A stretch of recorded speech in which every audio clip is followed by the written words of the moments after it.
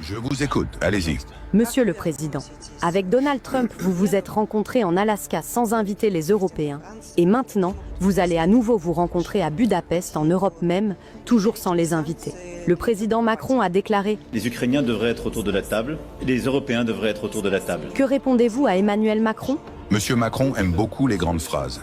Mais la politique internationale ne se fait pas avec des déclarations pour les journaux. Elle se fait avec du poids. Et pour parler de paix, il faut avoir une voix qui compte. J'entends souvent les dirigeants européens réclamer une place à la table. Très bien, mais avant de s'asseoir, il faut avoir quelque chose à apporter. De la puissance, de la crédibilité, du respect. Pas seulement des discours et des drapeaux. À Washington, on décide. À Moscou, on agit. À Paris, on commente. Je n'ai rien contre Emmanuel Macron. C'est un homme intelligent, mais il confond souvent le théâtre et la diplomatie. Ce n'est pas parce qu'on parle beaucoup qu'on influence l'histoire. Quant à M. Zelensky, il a déjà choisi son camp. Il ne négocie pas, il obéit. Il ne gouverne plus, il exécute. Alors pourquoi devrions-nous l'inviter à une table où il n'a plus rien à dire? Budapest sera une rencontre sérieuse entre des hommes qui comprennent ce qu'est la guerre, ce qu'est la puissance et ce qu'est la responsabilité. Si l'Europe veut exister dans cette discussion, qu'elle commence par exister sur le champ de bataille, pas dans les conférences de presse. C'est une rencontre entre les grands, pas avec des enfants. Merci et prenez soin de vous.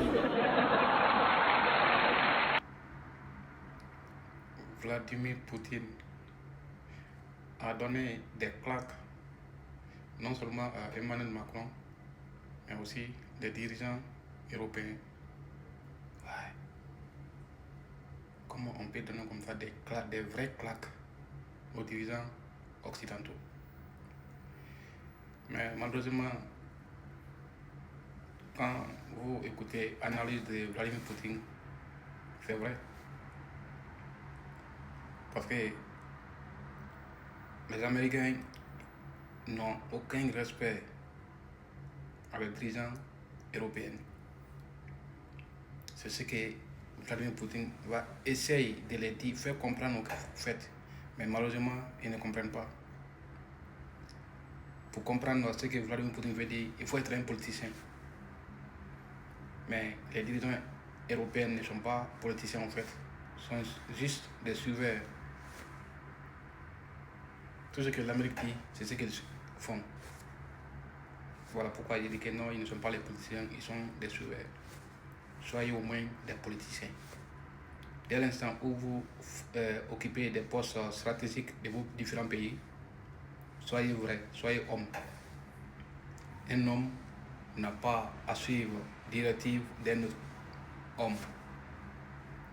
Suivez votre propre directive, votre idéologie au fait. Mais malheureusement, les gars, n'oubliez pas de vous abonner, liker et partager dans tous les groupes pour informer plus de personnes que possible.